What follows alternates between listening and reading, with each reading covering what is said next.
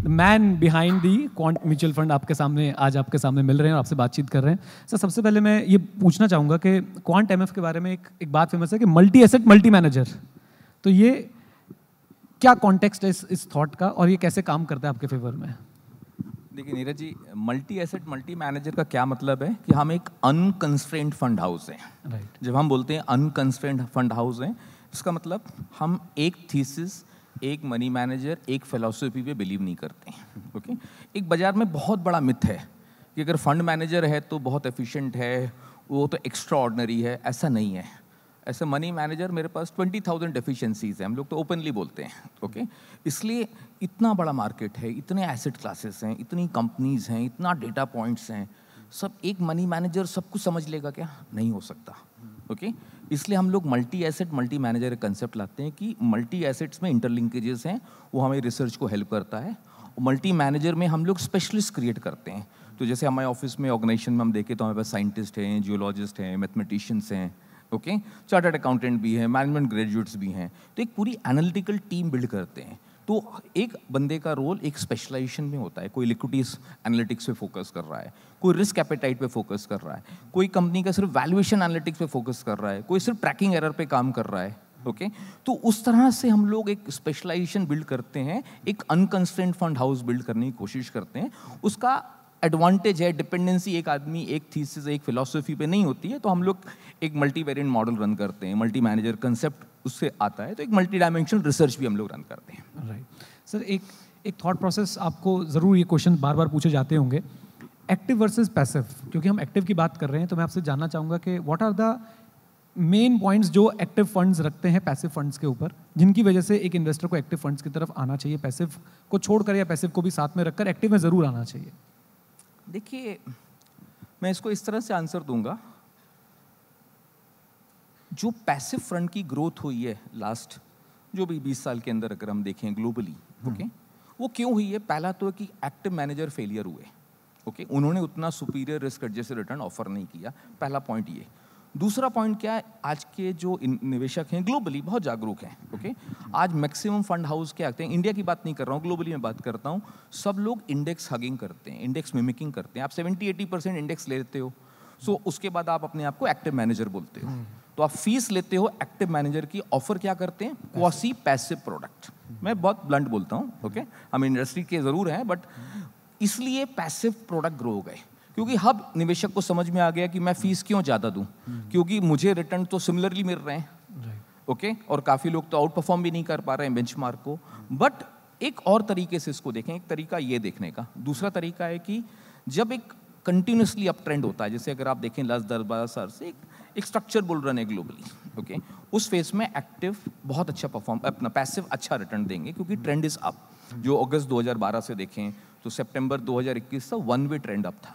Okay, but जब difficult face आता है या वॉलेटाइल फेस आता है जहाँ चॉपीनेस ज़्यादा होती है, जैसे हम लोग को अगले 8-10 साल ऐसा लगता है कि मार्केट थोड़ा वॉलेटाइल में बहुत वॉलेटाइल रहने वाला है, डिफिकल्ट फेस है मार्केट का ग्लोबली, उस फेस में active money manager will deliver better returns than passive.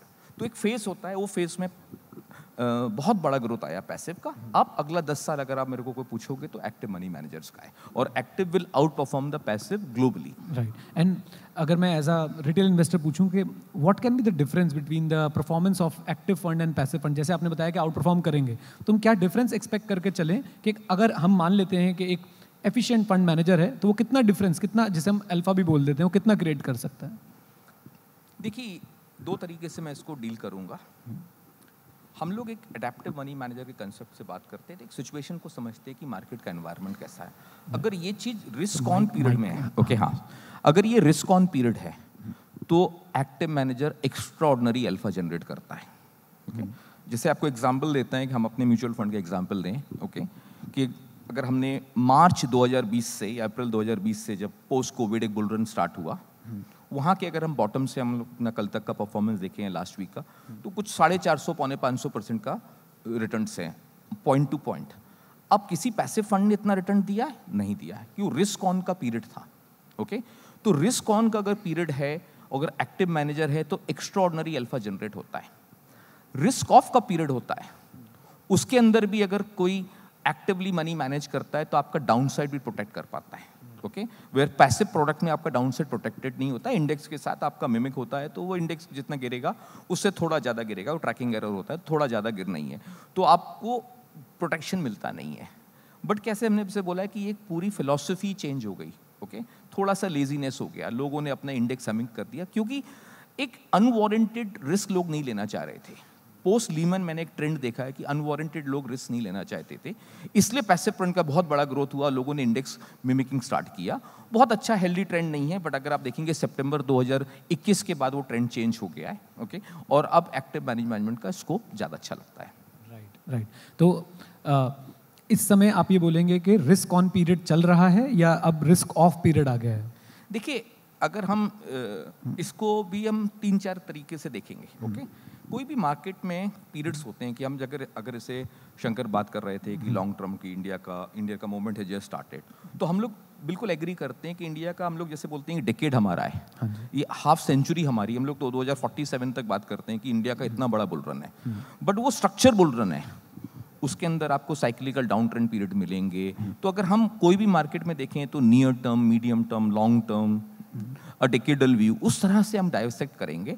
तो अगर हम एक डेकेड का व्यू पकड़ेंगे, answer is yes, big risk on है। अगर एक हाफ सेंचुरी का व्यू पकड़ेंगे तो रिस्क ऑन है, बट मीडियम टर्म में भी रिस्क ऑन है। अगर हम बिल्कुल नियर टर्म में बात करेंगे या तो कहीं रिस्क ऑफ एनवायरनमेंट जनवरी 2023 से स्टार्ट हुआ। ग्लोबली लिक्विडिटी बहुत अच्छी है, लेकिन मैक्रो डेटा पॉइंट्स उतने अच्छे नहीं। इंडिया रिलेटिव और एब्सोल्यूट बेसिस में दोनों अच्छा है, बट स्टिल मैं उतना रिस्क ऑन नहीं बोलूंगा जो जैसे हमने सितंबर या अप्रैल 2020 में देखा था। राइट सर, एक क्वांट म्यूचुअल फंड का एक नया फंड लॉन्च हुआ है, क्वांट बिजनेस साइकिल फंड, जो एक ओपन एंडेड इक्विटी फंड है।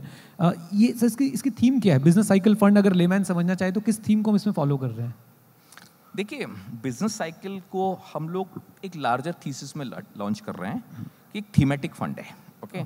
हम आपको इसको 2 तरीके से समझाते हैं। थीमेटिक फंड का ऑब्वियसली रिस्क प्रोफाइलिंग ज़्यादा होगा, ओके, लेकिन थीमेटिक फंड में अगर हम उसको टाइमिंग कर पाएँ सेक्टर्स की, तो थीमेटिक फंड हमेशा एक्स्ट्रा ऑर्डिनरी रिटर्न्स देता है, ओके। तो हम लोगों ने वो पूरी पोजीशनिंग के हिसाब से एक series of thematic fund launch करे हैं अभी, ओके।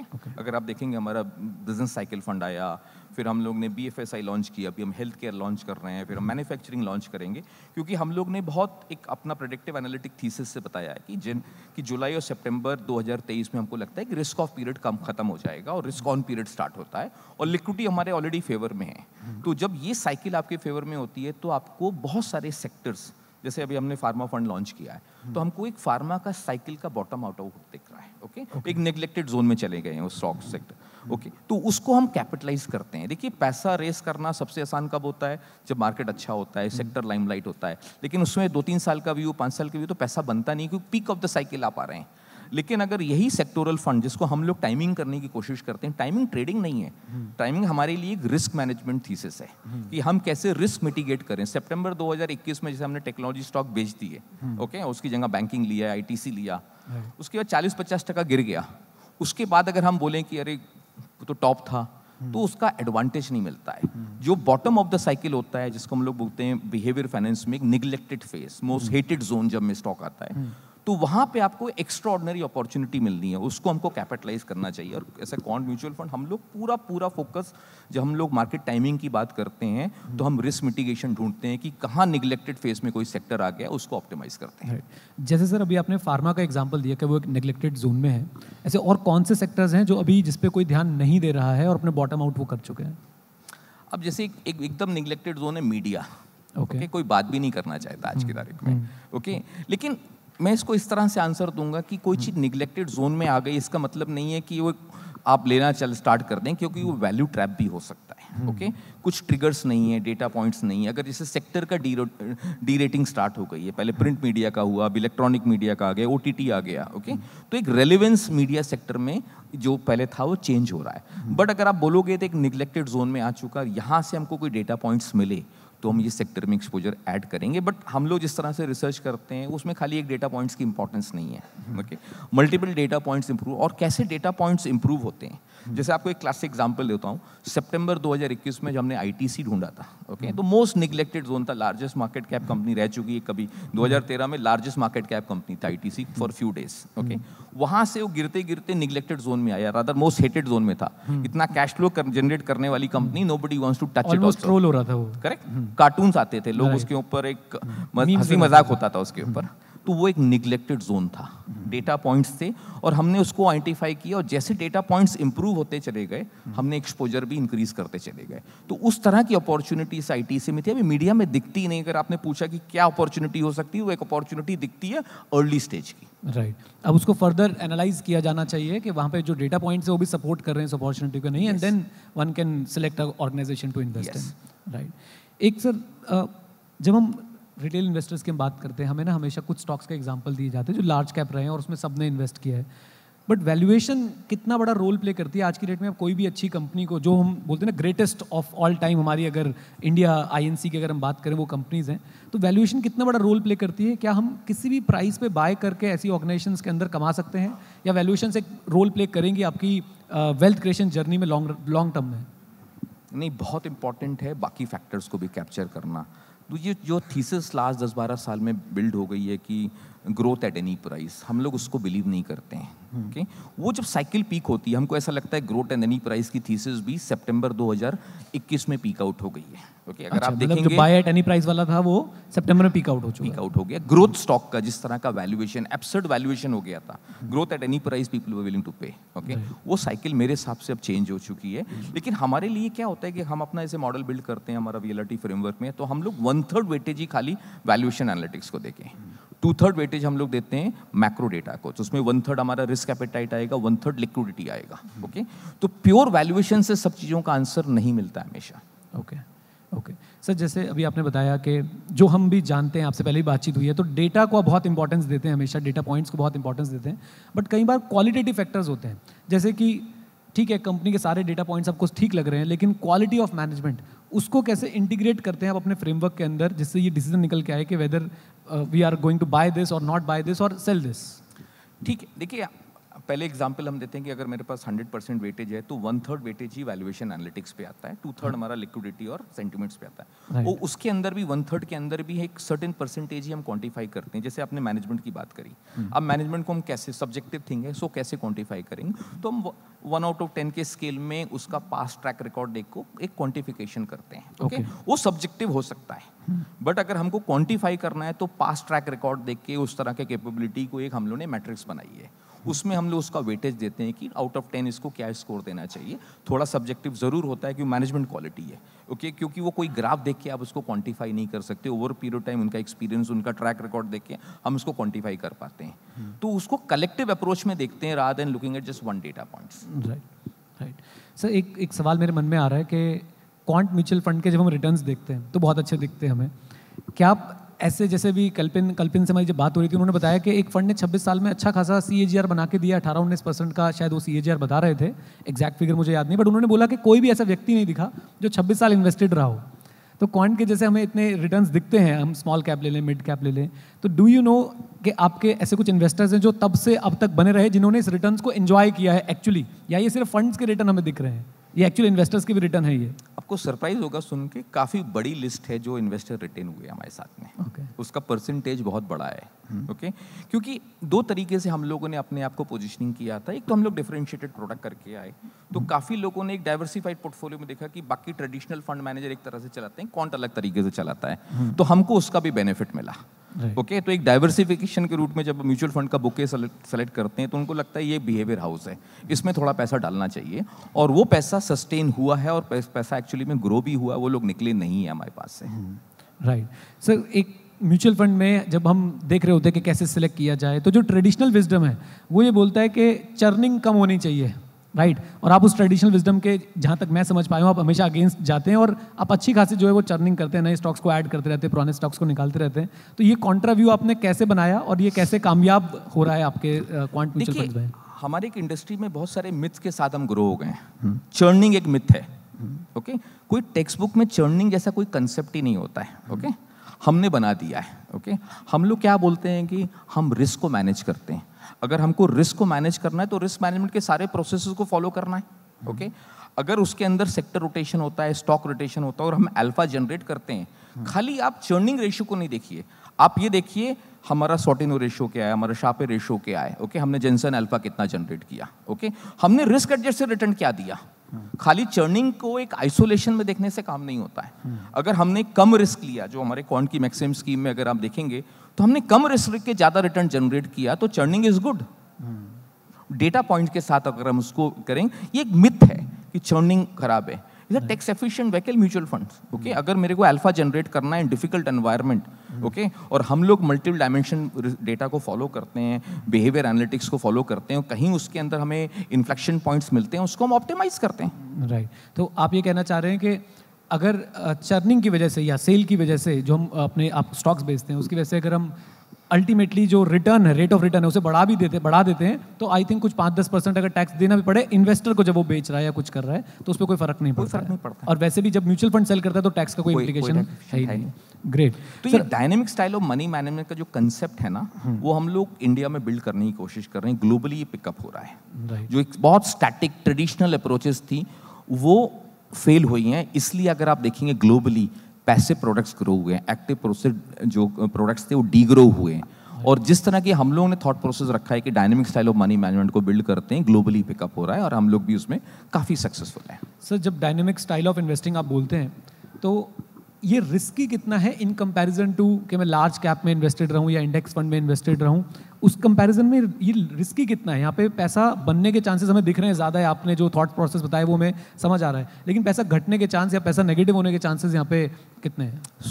उसका एग्जाम्पल मैंने आपको दिया ना कि अगर आप हमारे लास्ट 3 साल के या 5 साल के हमारा सॉर्टिनो रेशियो, शार्पे रेशियो देखेंगे, ओके जेनसन अल्फा देखेंगे, तो रिस्क एडजस्टेड रिटर्न्स है ना, वो तो हाईएस्ट है इंडस्ट्री में, ओके तो हमने कम रिस्क लेके ज़्यादा अल्फा जनरेट किया है। तो हम खाली आइसोलेशन में नहीं देखेंगे, हम कॉम्बिनेशन में देखेंगे, तो हम लोग डिमॉन्स्ट्रेट करते हैं, नंबर्स तो पब्लिश होते हैं ना। राइट तो मतलब जहाँ पे एक तरफ हमारा अप रिटर्न के चांसेस ज़्यादा हैं, वहीं पे हमारे डाउन रिटर्न के चांसेस मिनिमाइज हो जाते हैं अब रिस्क मैनेजमेंट स्ट्रैटेजी से। राइट एक सर आपके एक्टिव फंड में आपकी जो टॉप होल्डिंग्स हैं वो है इंफ्रा सेगमेंट के अंदर, जो आपका टॉप होल्डिंग्स है large quantum of infra segment, और कौन से ऐसे सेगमेंट है जिन पे आप बुलिश हैं इस टाइम पे, जो आपको लगता है कि अभी सही इनका समय जो है वो आने वाला है या सही समय चल रहा है और लंबे समय तक चलेगा?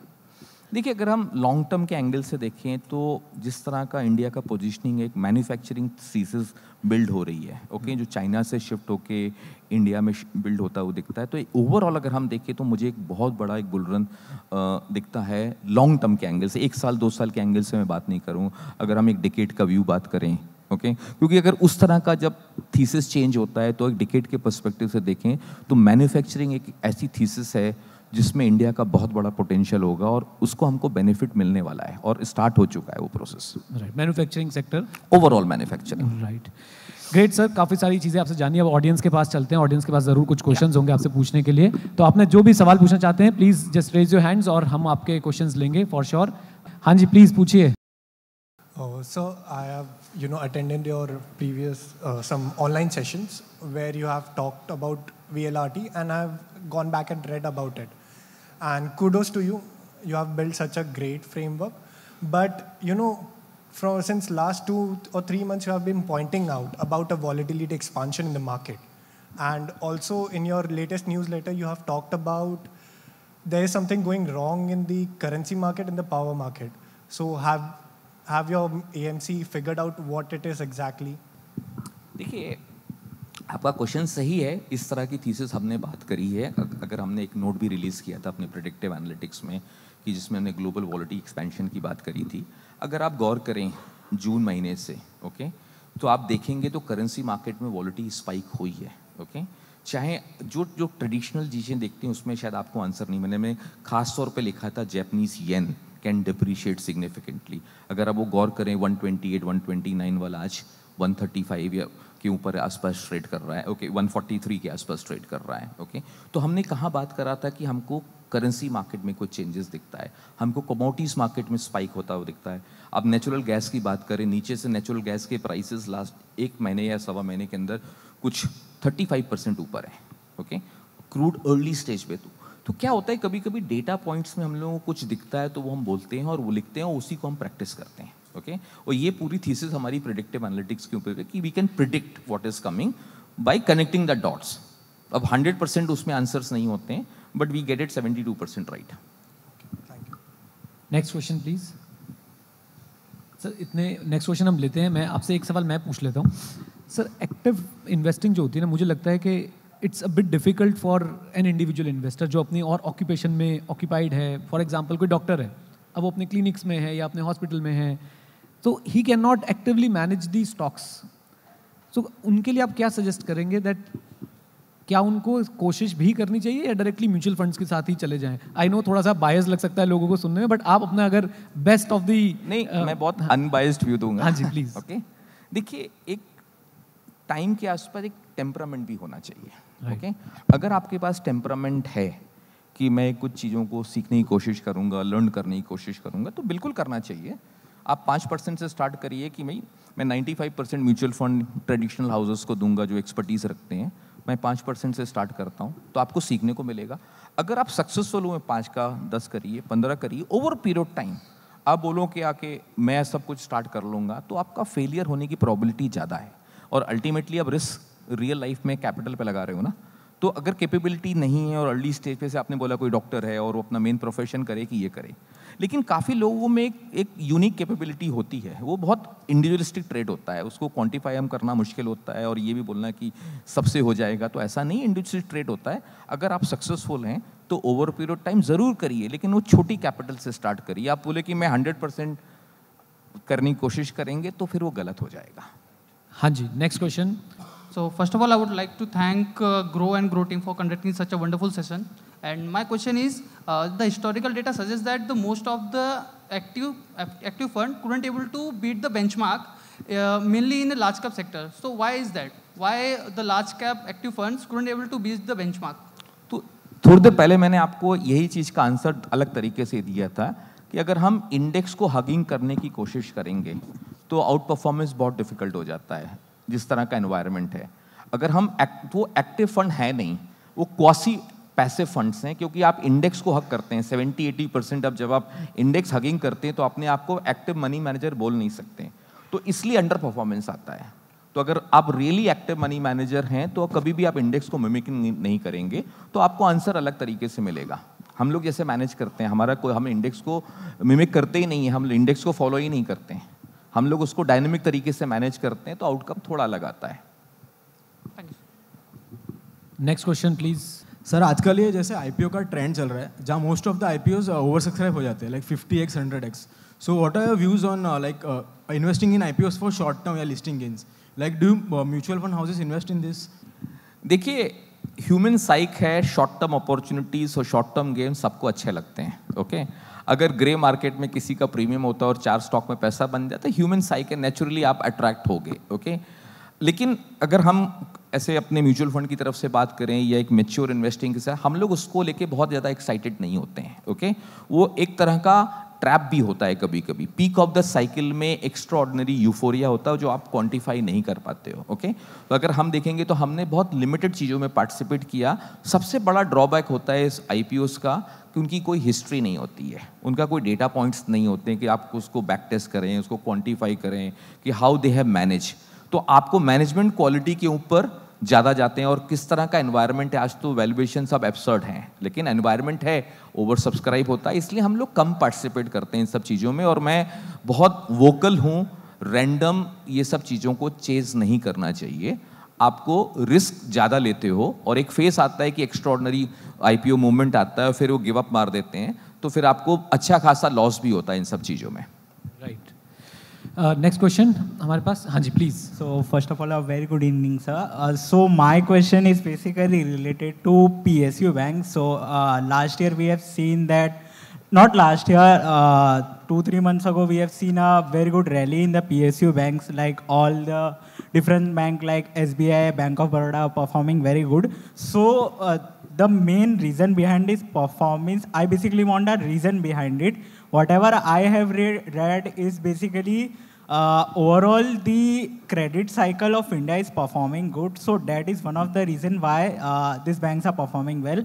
But we have seen in the past, these banks were never able to give a very good return in the long term perspective, as we have seen the lots of the investors money went into losses because lots of the scam were done by the different people, and obviously that was the money taken from the PSU bank. So what's your view on this particular sector? Thank you. So frankly speaking, it is difficult to answer. It's not that simple, okay? But perception has changed for banking a lot, and particularly PSU bank, the way things have improved in last few years. None of the banks are at the mercy of borrowers, which was the case in the past. So perception is changing. But again, if you have to keep in mind, it takes time, okay, to change that thing. And it's not very simple to just give me one simple answer. I can only tell you, you have to look at multiple data points. Just don't go by the history. In last 10 years, last 15 years, it has not happened, so it should not happen, okay? In fact, one should look at the inflection point. When you see these things, something extreme has happened there, it should be opportunity to buy it. So research is all about, not about, when we talk about our own multi-dimensional research, look at the multivariance model and don't try to look at just one data point and be rigid on that. Then you will not be very successful in that because you are carrying a biases, and biases are not good for the markets. Right एक question sir मेरे पास भी है. अभी lunch break में बहुत सारे youngsters मेरे पास आए और एक कॉमन क्वेश्चन था, सर डेरिवेटिव्स कैसे करें, फ्यूचर्स ऑप्शंस कैसे करें, जल्दी पैसा कैसे बनाएं. तो आप अगर इनको गाइड करना चाहें यंगस्टर्स को, और कईयों ने क्वेश्चन ये भी पुटअप किया कि जब डेरिवेटिव्स में इतनी जल्दी हम इतना पैसा कमा सकते हैं तो लॉन्ग टर्म इन्वेस्टिंग करनी क्यों है, वहाँ एक महीने में 10% का रिटर्न बन रहा है, 20% का रिटर्न बन रहा है. और साथ साथ में ये भी सवाल था कि हम वेट क्यों करें, हमें तो जल्दी कैपिटल बनाना है, हम बना लेते हैं यहाँ से और फिर हम साथ में थोड़ा बहुत लॉन्ग टर्म इन्वेस्टिंग भी करते रहेंगे. तो आप एज अ मेंटोर इनको कैसे एड्रेस करना चाहेंगे इस पर्टिकुलर क्वेश्चन को जब आपके पास आते हैं? तो मैं आपको एक इंटरेस्टिंग डेटा देता हूँ कि एक्साइटमेंट बहुत होता है लोगों को देख के कि उसने पैसा बना लिया, तो सक्सेस स्टोरी से बाहर आती है, फेलियर की कोई बात नहीं करता है, ओके? तो मैं आपको एक डेटा देता हूँ डेरिवेटिव मार्केट में globally 97% people lose money. 97% historically mathematically लोगों ने प्रूव किया है. 3% लोग सिर्फ सक्सेसफुल होते हैं. वो 3% लोगों के बारे में लोग बुक्स लिखते हैं, ढिंडोरा पीटा जाता है उनकी सक्सेस का.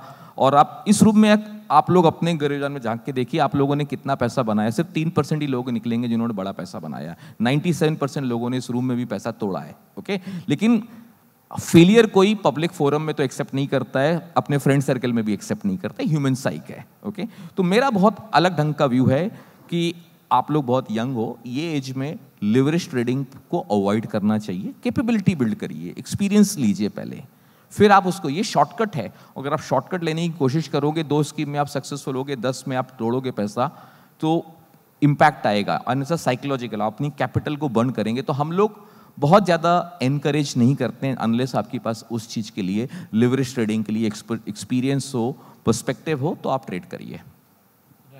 आई थिंक जो लोग क्वेश्चन पूछ रहे थे उनको आंसर मिल गया होगा. नेक्स्ट क्वेश्चन जल्दी से लेते हैं, एक और क्विक क्वेश्चन प्लीज, एनीवन? हाँ जी please. Sir, how did you come to that mindset that traditional mutual fund houses are not, like we all have seen that they are not providing the returns that Quant is providing at this point of time. But like as we have seen that you have also worked in most of the houses. So how did you come to that conclusion, or that just building that mindset that this is not the way of going forward? This is. No, I am not criticizing. You have to understand what we are saying. World is very dynamic. Yeah. Okay? In dynamic world, you have to adopt new things and move on. You can't have very traditional approaches and continue with that.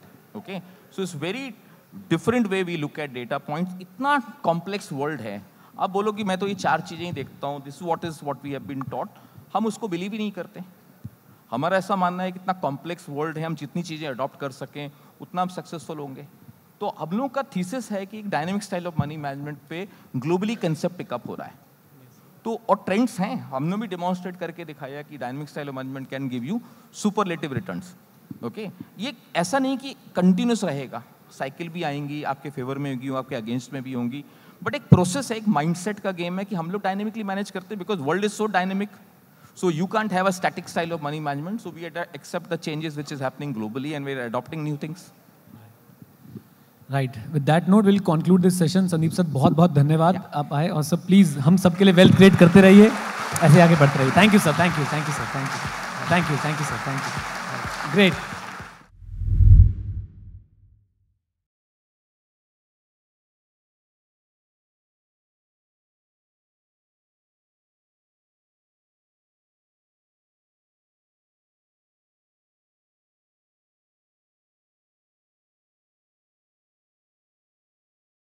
Investment in securities market are subject to market risks. Read all the related documents carefully before investing. Please read the risk disclosure documents carefully before investing in equity shares, derivatives, mutual fund, and or other instruments traded on the stock exchanges.